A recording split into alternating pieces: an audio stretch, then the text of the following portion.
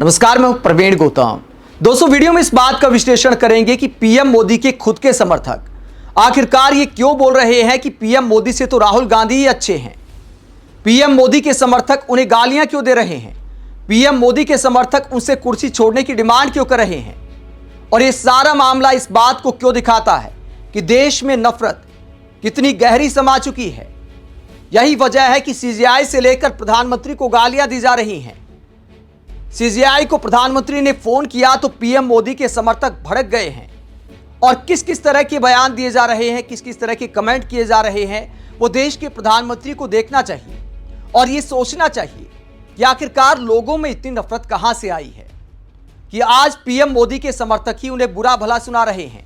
और किस बात को लेकर सुना रहे हैं? क्योंकि प्रधानमंत्री ने चीफ जस्टिस को जूता कांड को लेकर फोन किया। चीफ जस्टिस पर जो सुप्रीम कोर्ट में जूता फेंकने की कोशिश की गई, प्रधानमंत्री ने उसकी निंदा की।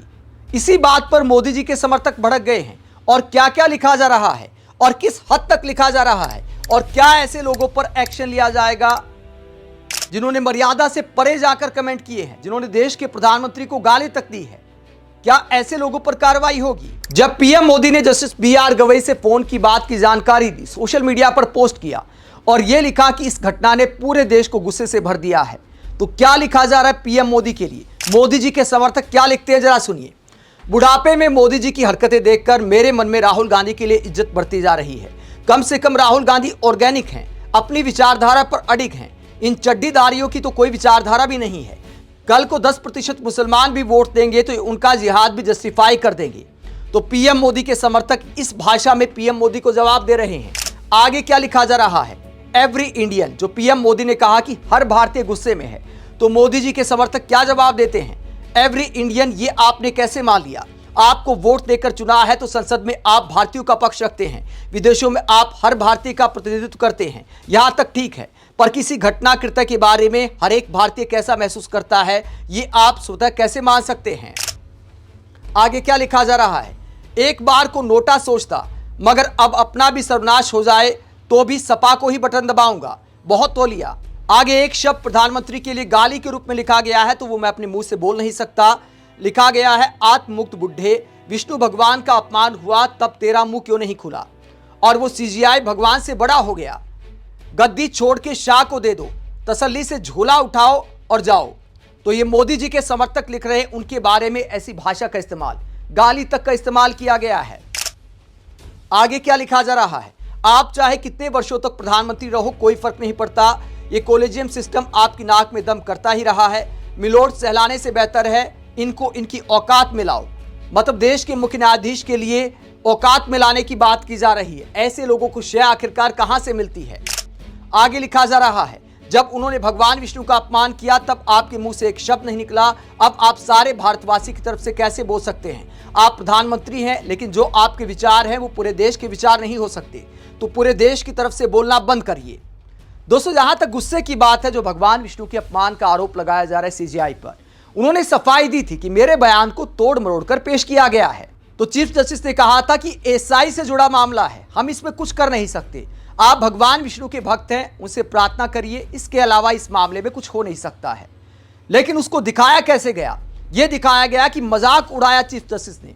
बाद में सफाई भी दी थी कि मुझे किसी ने बताया कि आपके बयान को गलत पेश किया जा रहा है, तो उन्होंने कहा था कि मैं सब धर्म का सम्मान करता हूं। जब सफाई सामने आ गई कि मैंने ऐसा कुछ नहीं बोला, मेरा इरादा ऐसा नहीं था, तो उसके बाद मामला खत्म हो जाना चाहिए। लेकिन उसके बावजूद अनेकों यूट्यूब पर वीडियो बनाए गए, तब भी गालियां दी गई। अब सोशल मीडिया पर गालियां दी जा रही हैं। प्रधानमंत्री उनके लिए बोलते हैं तो उन्हें गालियां दी जा रही हैं, जो इस बात को दिखाता है कि नफरत कितनी गहरी बैठ चुकी है।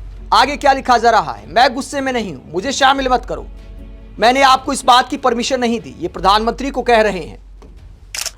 आगे लिखा जा रहा है, डियर मोदी जी, सीजेआई ने भगवान विष्णु का अपमान किया, आपने एक शब्द तक नहीं बोला, लेकिन जब एक व्यक्ति ने उन पर जूता फेंकने की कोशिश की है, आपने एकदम से फोन मिला दिया और आप चिंता जता रहे हो। ये वाली एनर्जी उस वक्त कहां थी जब उन्होंने हिंदू समुदाय का अपमान किया? तो हिंदू बनने का ढोंग बंद करिए। हर कोई अब जानता है कि आप दिल से अंबेडकरवादी हो चुके हो।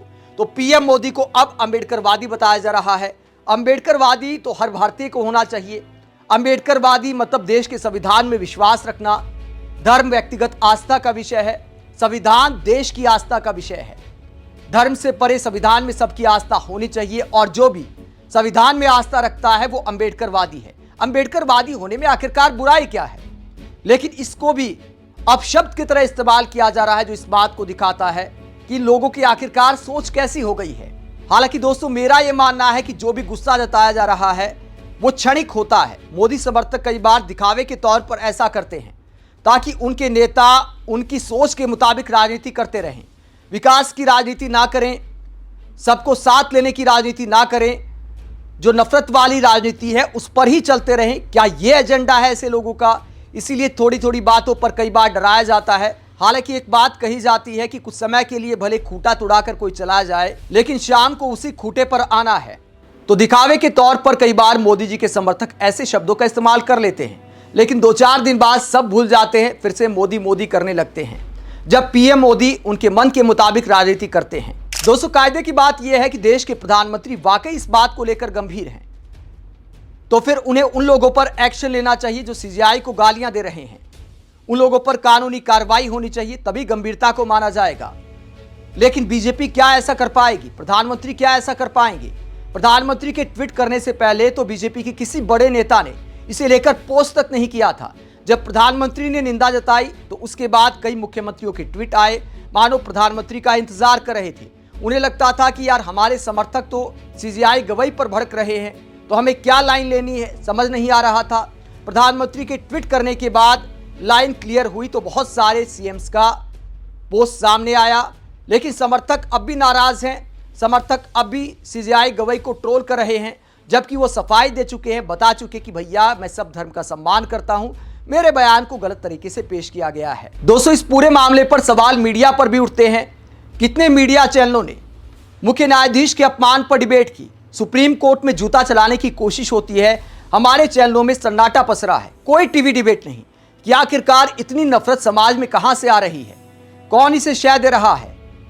मीडिया भी क्या इसे शय दे रही है? जो इस बात को प्रमुखता से नहीं दिखाया गया, पीएम मोदी के मान सम्मान अपमान को लेकर कई दिनों तक डिबेट होती रही, लेकिन सीजेआई गवाही को जिस तरह ट्रोल किया जा रहा है, जूता फेंकने की कोशिश हुई है, उस पर मीडिया में कोई डिबेट नहीं। आप इस पूरे मुद्दे को लेकर क्या सोचते हैं? कमेंट बॉक्स में अपनी राय जरूर दें, साथ ही चैनल को सब्सक्राइब भी करें। नमस्कार।